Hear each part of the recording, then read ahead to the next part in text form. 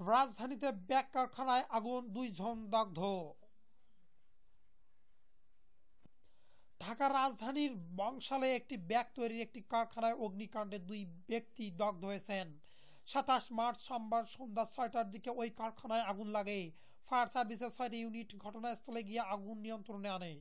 অগ্নি দগ্ধরা হলেন মাহবুবুর 32 বছর বয়স, নাইম 15 বছর বয়স। মাহবুব ওই কারখানার মালিক।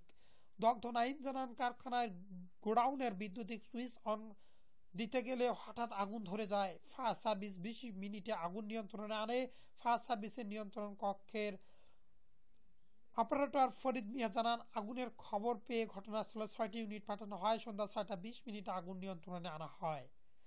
দেশের প্রত্যেকটি সেকেন্ডের, মিনিটের, ঘন্টার রিসেন্ট আপডেট খবর পেতে আমাদের চ্যানেলটিতে সাবস্ক্রাইব করুন।